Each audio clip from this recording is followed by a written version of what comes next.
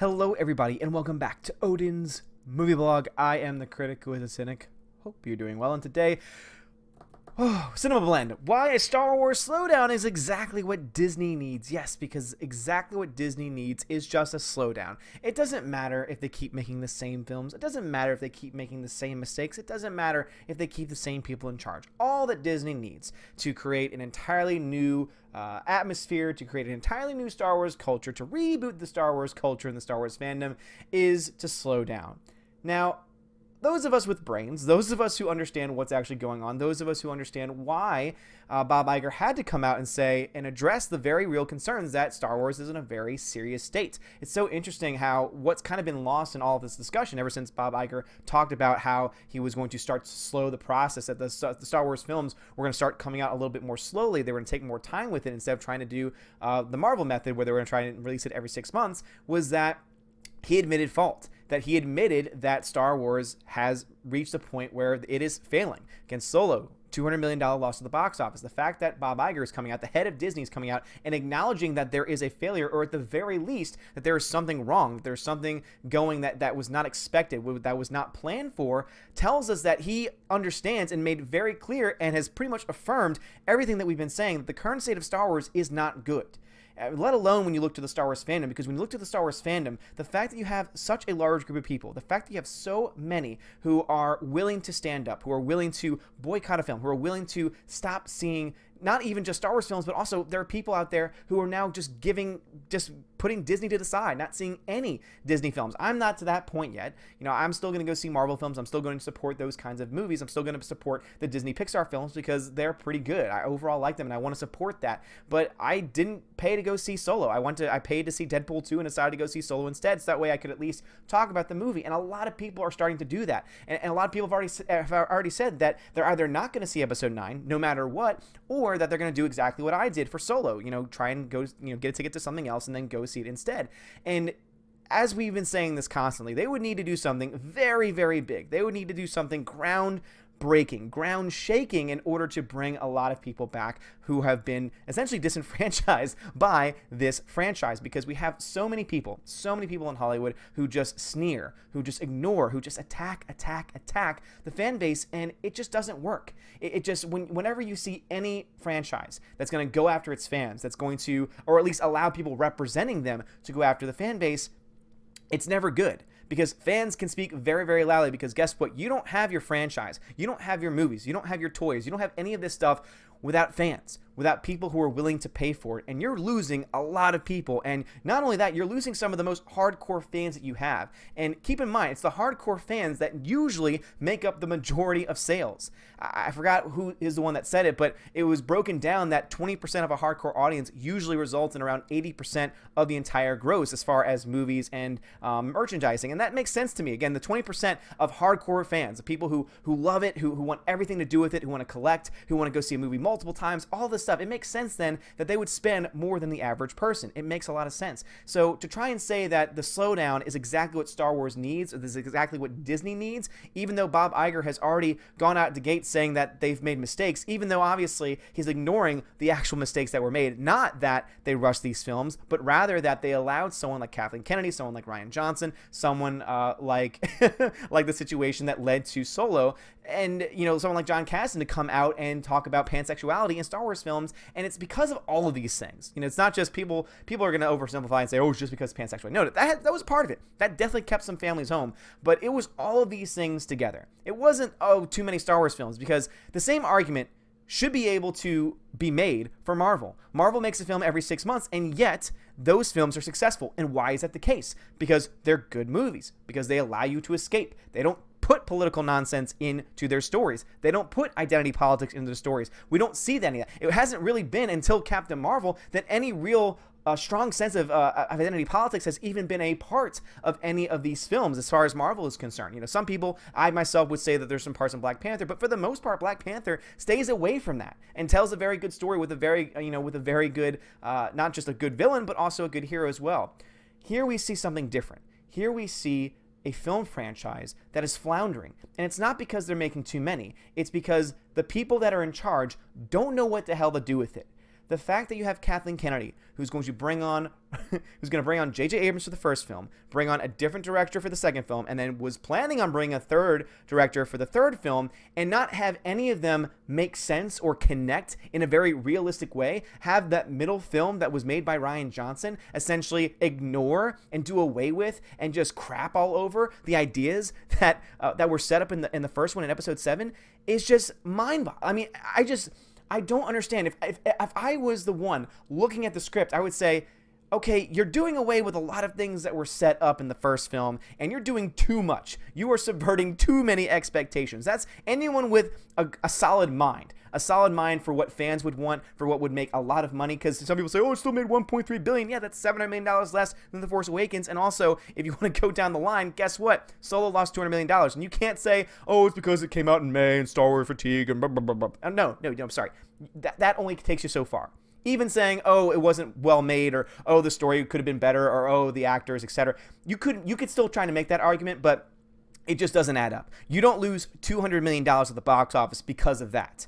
Even films that are poorly made with poor acting still can make money. The Meg, for example, is making bank and is definitely not what anyone would consider to be a good film. There have been other poorly reviewed films, not just from critics, but also from fans, also from audience members too, and guess what? They have still at least been able to break even or make a profit. There's something else going on here with Star Wars, and to say it's fatigue, to say it's all this nonsense, does not match up. When you take other real-world examples that just fly in the face of that and prove that wrong, you cannot make that argument. So therefore, we need to step back. People with minds, people who live in the real world, need to step back and say, okay, then what is the problem? What is going on? And the thing that we need to point to, the thing that all this points to, is poor management, is poor production, is poor leadership from Kathleen Kennedy, Rian Johnson, all the people who've been in charge of these projects. Because at the end of the day, what you have is a series that does not work. You have a series that is a mishmash of different people trying to tell different stories, and you can't make a new trilogy like that. You cannot make a new series of films that's all supposed to be self-contained that way. It just doesn't work. It does not work. And since now we're hearing that maybe they might try and retcon her parentage, Rey's parentage, maybe try and say that they weren't just nobodies, that was some kind of trick. You know, I hope that they do, because if they don't, it's going to be really, really stupid, because you have to at least be able to explain where in the hell and how in the hell Rey is so good at the Force, is so good at lightsaber. Like she has no training whatsoever, and yet she's able to do all these things. It's one thing being Force sensitive. That's an entirely different subject. But to be able to know how to do certain Force things with no training whatsoever makes no sense. When you look at the history of Star Wars, it makes no sense. It just does not work. And so we need to look and see who greenlit that idea, who allowed this concept to go forward, and why did they allow this concept to go forward? Was it because they wanted just to have a strong female character? Was it because the person in charge didn't care about whether it made sense or not, but cared more about optics? These are all legitimate concerns. These are all legitimate questions. And these are all things that Bob Iger failed to talk about. These are all things that this article at Cinema Blend failed to talk about, because instead they'd rather talk about, oh, it needs to slow down, it's going to be good because there's too many Star Wars films, and it's like, no, that's just not how it works. So it says right here, between the saga films and spin-off anthology movies, there was a constant supply of Star Wars, enough to sate even the most voracious of fans. Plus, given Disney's success with its Marvel Cinematic Universe, it seemed inevitable that Star Wars would eventually move to a model of multiple films a year. That was then. It could do that. Star Wars is a large universe. Marvel is a large universe, but you cannot tell me that Star Wars does not have a large universe compared to Marvel. We're talking about a galaxy far, far away. There are so many possibilities, so many stories. Just look to the Legends. There are so many accounts. There are so many good, awesome stories, great characters that they can make movies about, but instead, they decided to focus on identity politics. Instead, they decided to just tell this stupid story with poorly developed characters, and guess what? Now they're suffering. Episode 9 is at the point now where it might not even break $1 billion. And there'll be people saying, oh, it made money, it made a profit. But they're going to lose the optics. They're going to lose the understanding that, yes, but it's slowly losing more and more money because less people are interested in the product. Less people are interested in the story. And it's not because they're sexist. It's not because they're racist. It's not because they don't like diversity. It has nothing to do with those things. It's because audiences want more than anything else to be entertained. That's why a movie like The Meg, not a very good story, not the best acting in the world, can make money because people are entertained by it. People are willing to sit for 2 hours seeing a giant CGI fish eat people because guess what? That's entertainment. People want to go see Star Wars because they want to see lightsaber battles. They want to see space battles. They want to see so much stuff. And instead, what we're getting freaking Canto Bite when they go to a freaking casino planet and they try and make it like something in the United States right now, and they try and make it a story that correlates to our own modern society. And guess what? People don't want to be reminded of that. People do not want to be preached to.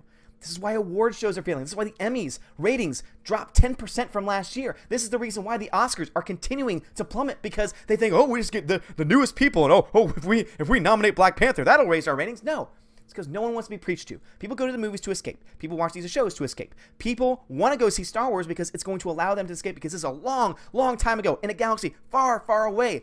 Completely different. Totally separate. Now, of course, if you have some correlations, some minor correlations, obviously that's going to happen because it's still human beings in this current time making the story. But to try and just frame it in such a way where it's just so abrasive and it's so just in your face, it just doesn't work. So no, I'm sorry, it has nothing to do with them making too many films. It's because the people behind the scenes have no idea what they're doing.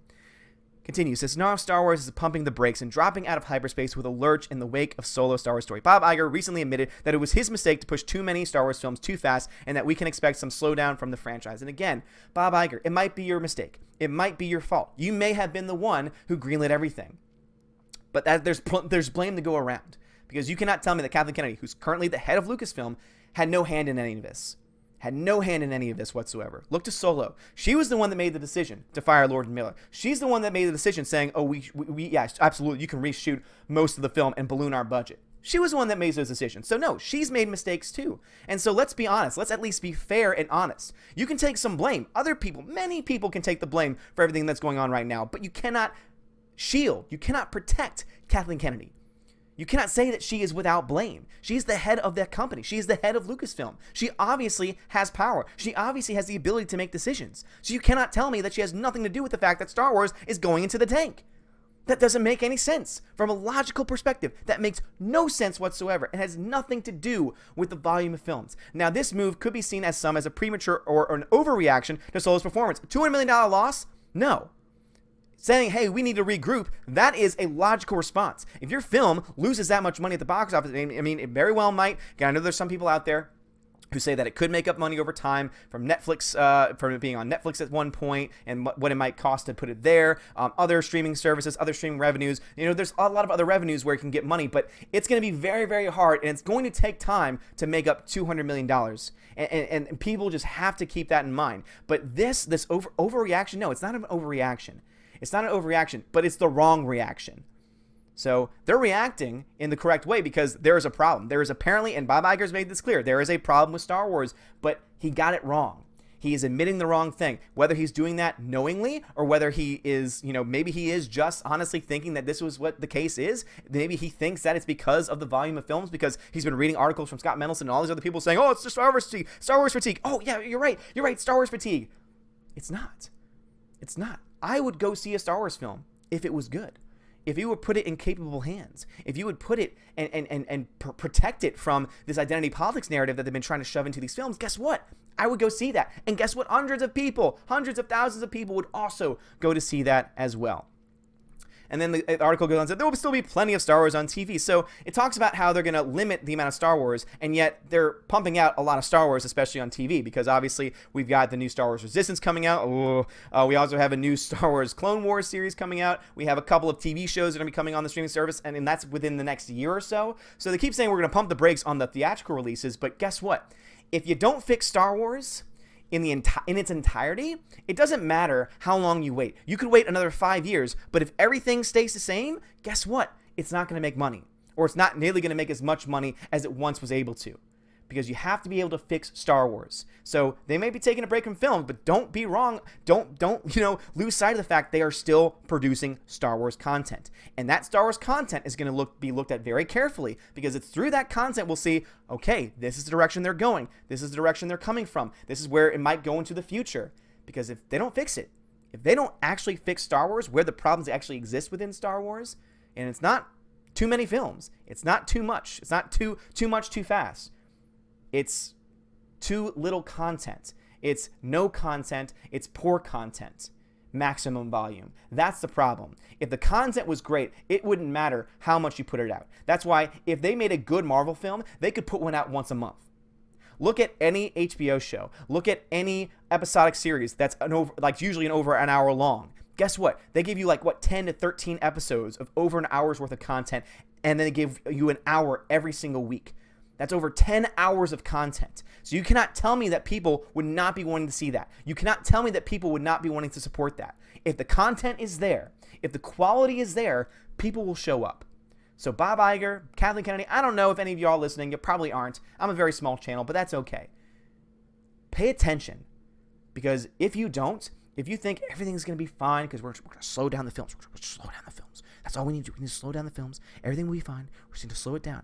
If that's what you think is the problem, and if that's all that you do, good luck with episode 9, and good luck with your future endeavors because it's not going to end well for you. But anyway, guys, thank you all so much for watching. If you like this video, hit that thumbs up, hit that subscribe. It really does mean a lot to me. And also, what are your thoughts on the Cineblend article? Because obviously it says, absence makes the heart grow fonder, saying, oh, if we don't put the movie out every year, if we don't put it out every 6 months, guess what? People are going to want to go see it. Again, that is contingent on whether or not you're going to give them a product that they actually want to see. The time between films does not automatically produce results. You need to be able to deliver on it. And if episode 9 does not deliver, because episode 9 is going to be hurt, because episode 8, The Last Jedi, hurt the fandom, hurt the Star Wars universe. And the effects are not going to be felt directly until episode 9. If they're not able to fix those problems, episode 9 is not going to break $1 billion, and it possibly could end up in Justice League territory, where it only makes around $650 million. And that would be very bad. But anyway, guys, let me know your thoughts in the comments below. I greatly appreciate it. If you like this video, hit that thumbs up, hit that subscribe. It really does help me out a lot. You are all amazing people. I love you guys. And also, let's get this trending on Twitter. #Roslow. Have a great day, and as always, God bless.